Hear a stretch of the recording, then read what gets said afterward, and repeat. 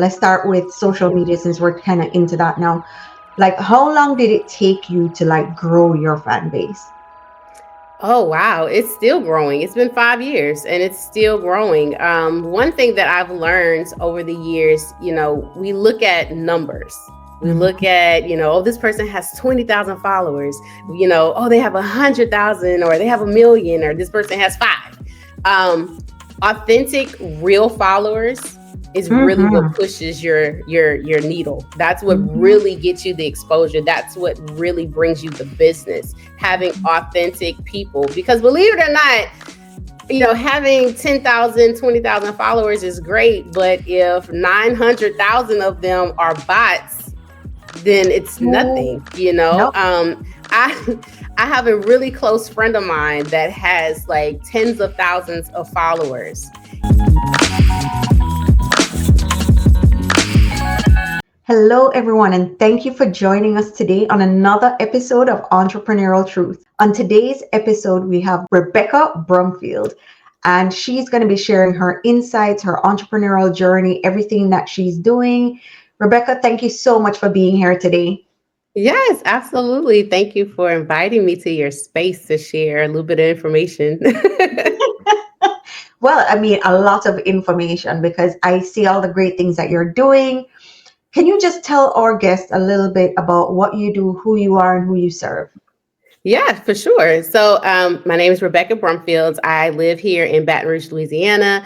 I'm a serial entrepreneur. I have a seasoning line. I do podcasting. Sometimes I'll do some radio host guest appearing. I also own a lipstick line. I do some consulting.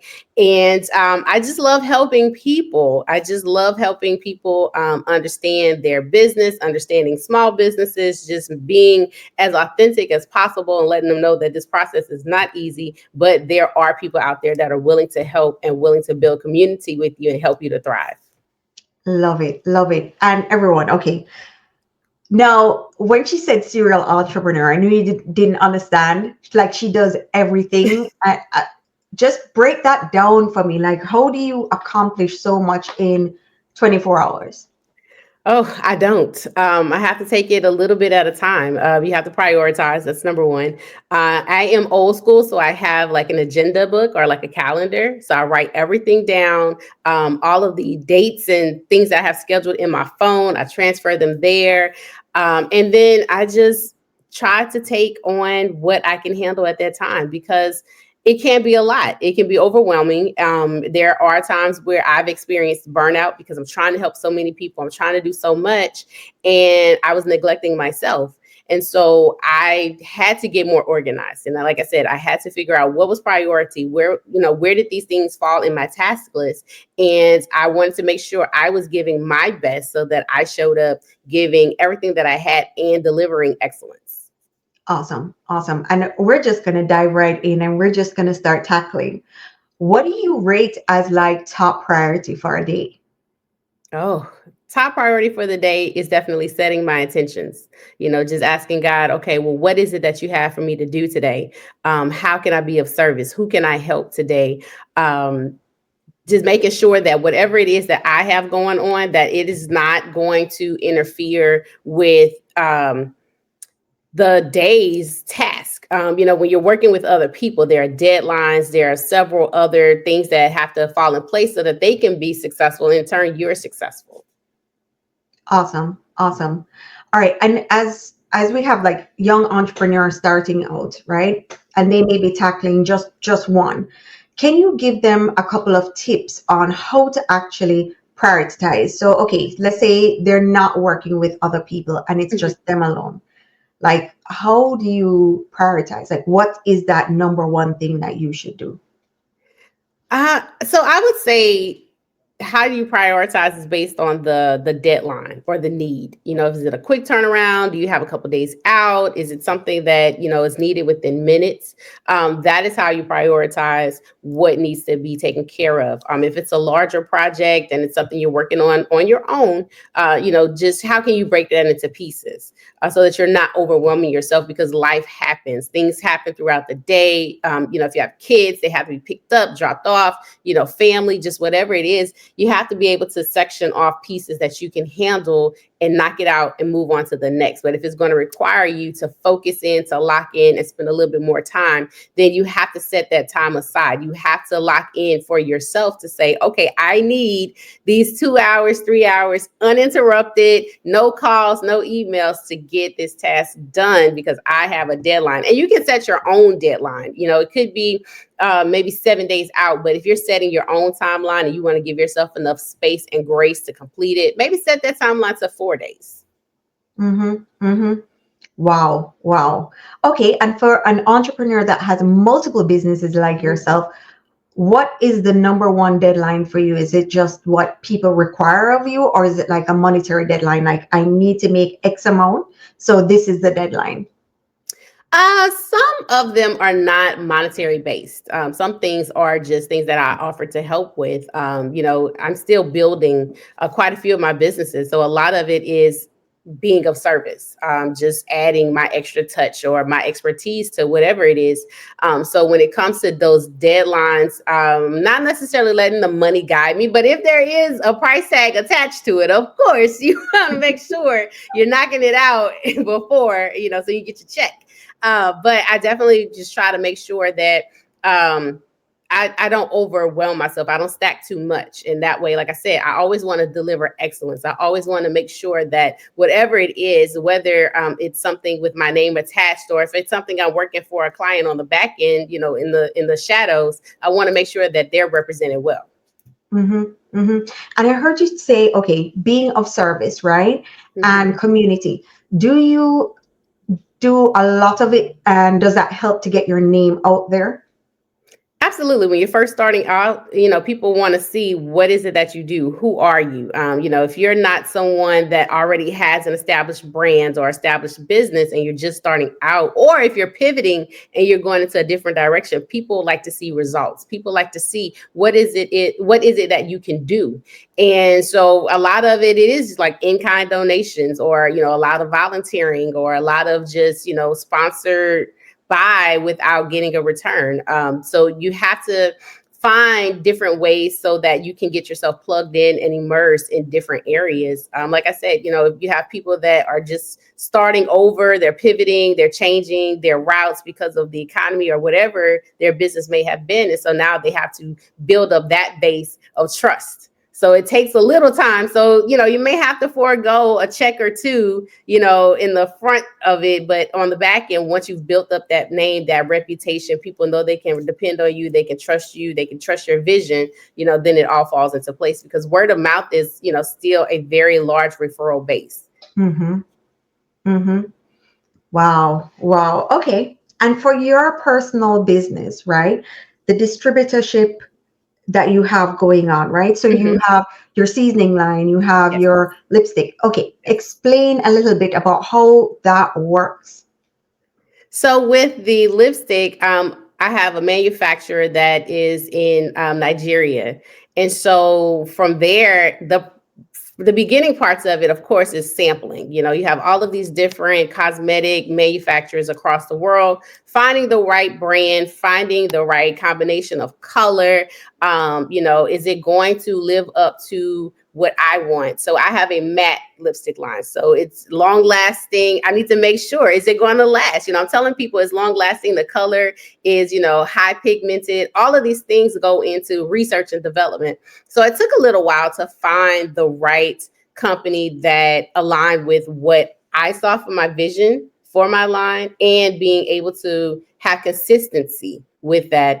Some of your bigger brands like Maybelline, Revlon, they have consistency over the 60, 70 years of their existence. And so with starting out, I wanted to always have the same so that if you order red today and you order again in 3 months, it's the same exact red. You're going to have the same exact results. Like I said, it's long lasting. So you have to be able to eat and it's still there, sip and it's still there. So that's where that part comes from. And that's more of a almost autopilot in a way, because once you order, you have your products, people order and then you just ship it out. The same thing with seasoning, except it's a little different, with seasoning, because seasoning is all about temperature control. When you leave fresh ingredients out over a certain amount of time, they either clump together or they spoil, or just different things happen that alters the flavor with seasoning. So with seasoning, it's more so I put it all together by hand. I mix it, I blend it all by hand, bottle it. I do all of those things within a certain amount of time. So if you order today, typically within 3 to 5 days, I've packed it, I've shipped it to you, because I want to make sure you get the best quality of the seasoning, right? So both streams are kind of like an autopilot type situation where I let my web page kind of control that. And excuse me. And so from there, I don't really have to think too much about it. I just know that, once I have the seasoning blended, packed, shipped, that's out of the way. Same thing with the lipstick. Some of the other ventures that I have, it's a little bit more hands-on because it's not a product per se. So you have to find a way to make it streamlined to where it fits within the schedule. You're not overworking. I'm not overbooking. I'm not staying up till 12, 1, 2 in the morning, packing seasoning and ordering lipstick. I have to find that balance of what is going to work and how am I going to be able to make sure you're getting your orders on time. Wow. Listen, I am so impressed. I am so impressed. Like, it's easy to do, or let me not say the word easy. Mm-hmm. It's doable to do Yes. multiple things in the same arena, but you are like in different areas. And that's really, really impressive. Thank you. Yes, I love it. It's just things that kind of came to me just over time with season. I love to cook. So I've been cooking probably since I was a child, maybe 9, 10 years old. So seasoning is just something that's just in me. And then lipstick, the red lip is a part of my brand for myself, my personal brand. So typically when you see me out and about, you'll see me with a red lipstick. And so from there, it kind of built up to where I was like, oh, maybe I should just come out with my own lipstick. So that's how that started. I love it. I love it. I love it. And what are you working on now? So tell us, like you dived into the lipstick, you dived into the seasoning. What are some of the other projects that you're working on now? So my other projects are just rebranding the podcast. So I'm the host of a Instagram live called Touch Taste, or hashtag Touch Taste Thursdays. And I've been going live on Thursdays since June of 2020. I slowed up a bit. I was doing every Thursday and I was just exhausted after like 4 months because I'm like back to back. And, it's like, hosting, you're mentally preparing because you're thinking about the questions, you're researching the person that you're interviewing, so you're doing all these things. And so now that it's been about 5 years, I'm looking at shifting it a bit to where I'm going to add it on to a news network that I work with. Having them as, sponsor or doing like a segment. And so with Touch Taste Thursday, it highlights entrepreneurs. It highlights people that have small businesses, that have products and services, and they just want people to know, what is going on, what they have, how they offer, how they can connect. I've also interviewed celebrities from across the United States, just different things, because I like people to tell their story and to share their stories based, from whatever angle they want to come from. And so that is why hashtag Touch Taste Thursday is my current project that I'm just working to rebrand and rebuild. Like I said, it's an established name, but I want to take it to the next level because I feel like after 5 years, it's really time to really expand it. Yeah, yeah. And I love that you touched into that. I mean, there's so much that goes into doing any kind of live podcast. And I think people don't really understand the intricacies of everything, Absolutely. The preparation time and everything that goes into showing up. And just Absolutely. showing up online is not easy. Correct. And that is, a key point. I know YouTube and a lot of these other platforms make it look so easy. It makes it look, like, oh, you just get on a microphone and you start talking. No, like there's a lot that goes behind that when you're serious about it. Correct. And when you're making a career from it. You want to do your research. You want to be knowledgeable about your topics. You want to be knowledgeable about your guests. You want to create questions based off of the flow of the conversation. And so I've seen where people have begun podcasting and it doesn't end very well. No, I mean, here's the thing, right? They either don't keep up, Hmm. right? So I was having this conversation with my husband, and I was telling him, I was like, listen, for our podcast, I realized that we quickly became like one of the few that are like still there because Yeah. we publish every single week, you Hmm. know. And I never realized that first that, yeah, there's so many podcasts out there, but they're just not consistent. Yes. And I was like, consistency is literally what, like, it Absolutely. separates you from everyone else. Because, yeah, you can start. That doesn't mean that you're going to still be here in the next year or two. Correct. Consistency is key. I tell everyone if you're going to jump into the media space, you have to be consistent. Now, even in the consistency, you still have to find your own way to have self care. You have to find Mhm. your own way to back up a little bit, take a break, take a pause. You can still put out content, it just Mhm. may not be within that moment, like lives or anything like that. But you have to find a way to decompress your brain, because Mhm. after all of these interviews, all of this research, all of this reading and talking, it's like your brain is on overload and you just get mentally exhausted. And once the brain shuts down, the rest of your body shuts down and you're no good for anything else, whether that's your only business or you have several businesses. And Mhm. so I always tell people, a lot of my clients, like, find ways to stay active even if you're not physically active. If you're Mhm. not physically able to take pictures, to create content, to do things, just have some other things stacked away. I have so much content in my phone from like the last 3 or 4 years. I've not changed. I still look the same. So you don't know if it was today, yesterday, or 5 years ago, right? And so Mhm. so a lot of our content creators, that's what they do. They stack up content so that they're not overworking themselves. And that is where it is key for self-care, giving yourself time to decompress. Finding new ways to stay relevant is also another key point when you're in the media space as well, because content changes so fast. Mhm. Look at the platforms that we have: YouTube, Facebook, Instagram. TikTok shut down for 24 hours and people went nuts, Yeah. right? Yeah. Yeah. Yeah. Yeah. 24 hours and people went nuts. And Crazy. so for content creators that solely relied on TikTok, you should have had some other content you could have placed on Uh-huh. other platforms. A lot of Mhm. them didn't. Mhm. Mhm. And oh, man, I have to dive into that with you. Let me dive into that with Yes. you. So you're in the radio space. What other platforms are you using right now to promote yourself and your businesses? I solely use Instagram, Facebook, TikTok, and there's another platform called Fanbase. Fanbase is almost like TikTok and Instagram together, pretty much. It's a What? Black-owned platform.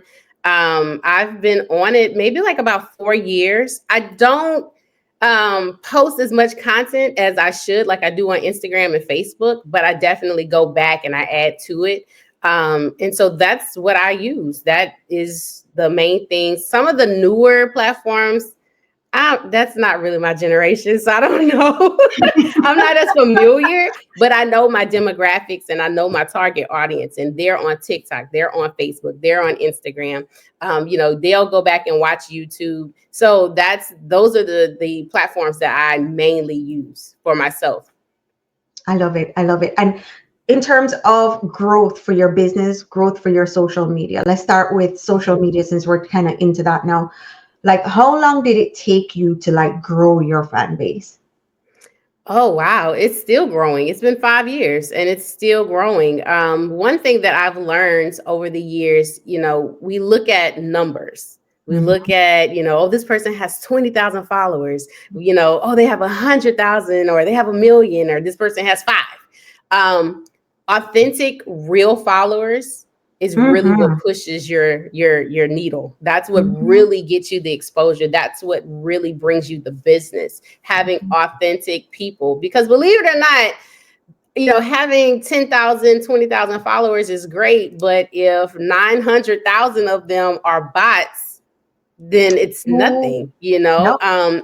I I have a really close friend of mine that has like tens of thousands of followers. And you look at her comments when she posts things, and she might have like 5 comments and Mm-hmm. like 20 likes. Mm-hmm.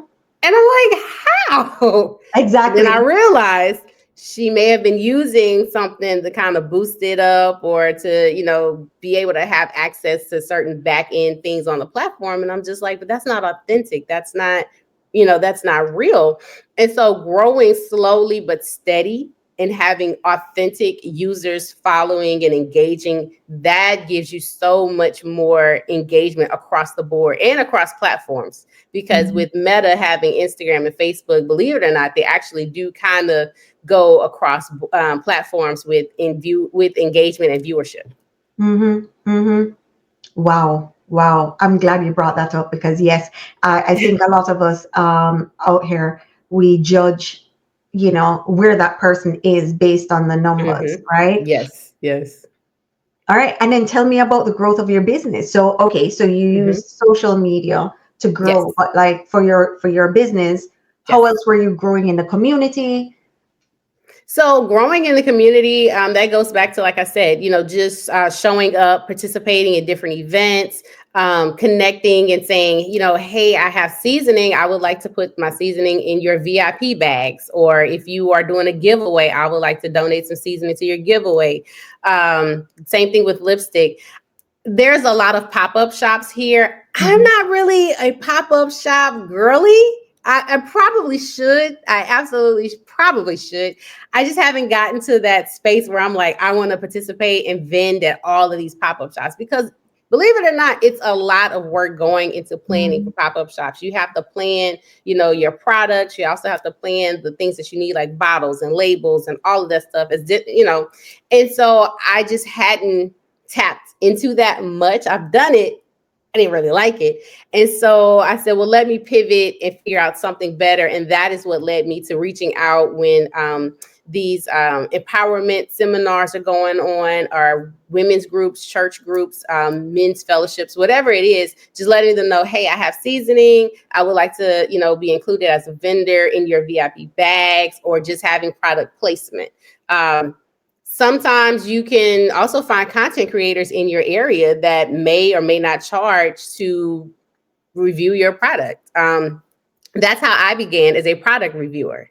And so in 2020, during COVID, when people were trying to find stuff to do, because everyone was inside, so supposed to have been inside, they were Mhm. creating, people were creating candle lines and creating desserts and all of that stuff. And so that's where I found my niche, where I was reaching out to these small business owners that were just beginning. And I'm like, well, hey, I'll review your product live, and, I'll talk to you about it. You can tell me all about your story. How did you get here? Why did you create this? And so from there, once I began doing my own products, those same people, I reached out to them to say, hey, look, I got seasoning. I would like for you to promote my seasoning on your whatever you have going on. And so it's been an exchange of that. And so that's how it's grown in the community, reaching out to family and friends across the United States, just shipping out seasoning before even saying, hey, I want you to purchase it so they can try it. Just finding creative ways, to let people know what you're doing, who you are, and what you have. I love it. I love it. I love it. I love the exchange of value. I love it. Hmm. I love it. Absolutely.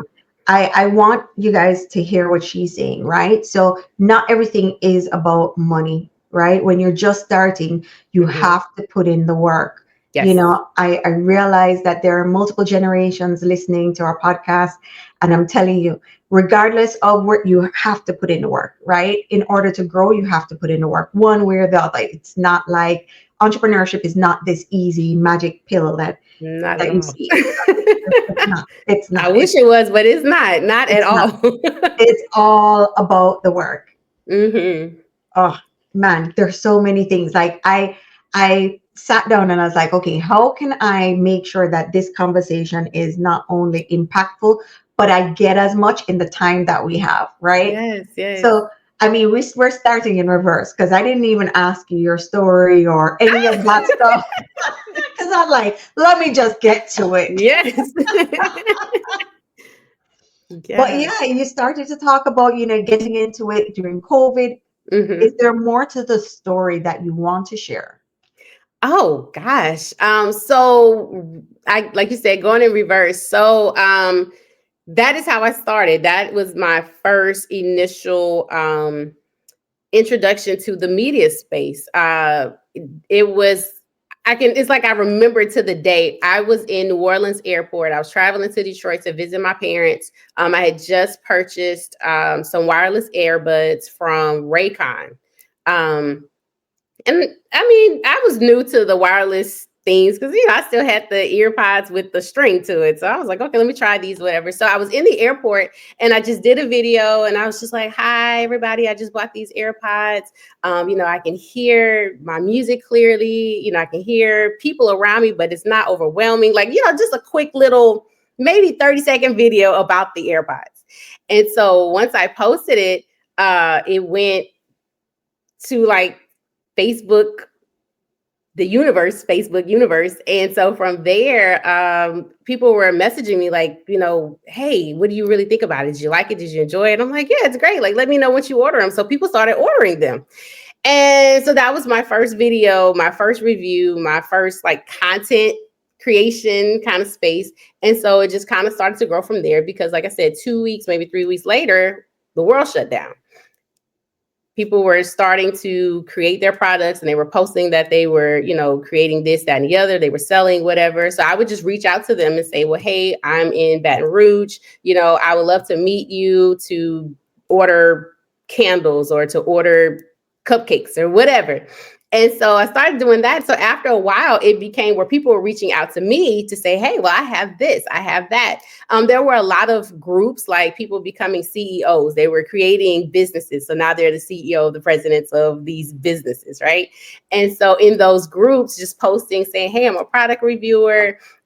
We can do product exchange. You can, if you want a free review, I will purchase product or you can give it to me, however.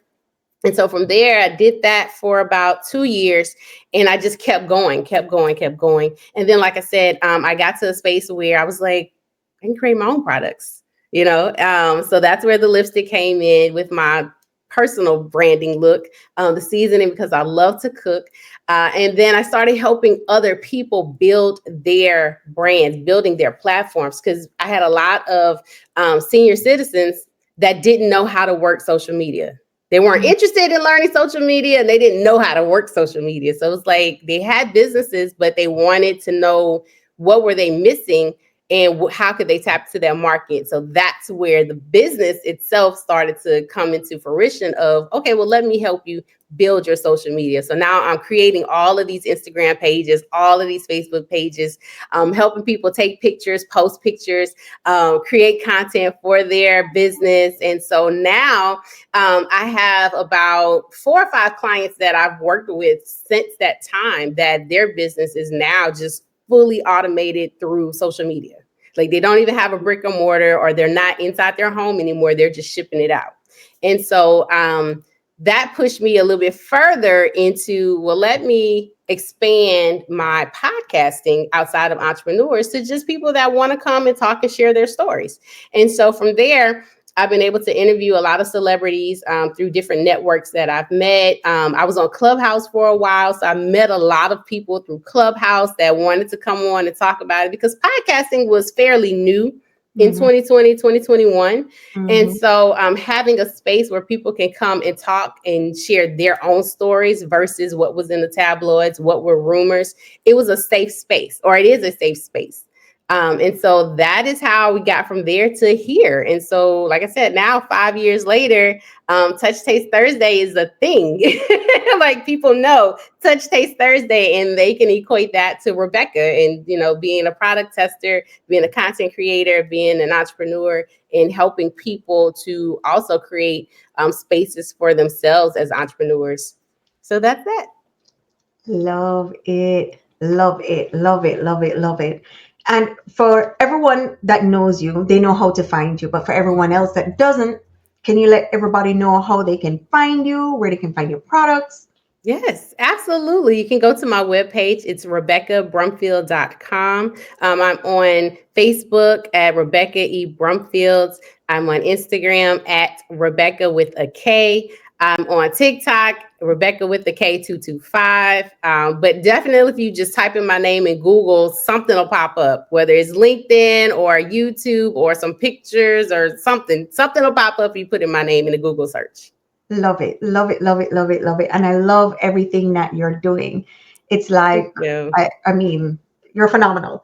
Thank you, thank you, thank you. And also, I wanted to mention Black News Network. That is one of the networks that I correspond with news, entertainment, and like I said, adding different segments to it. So we're always looking to add people to come and give input. So we're looking for sportscasters and not so much weather yet, but we'll get there. Yeah, we'll get there. But just different people that have things that they want to add to the platform. We're always open for people to join us.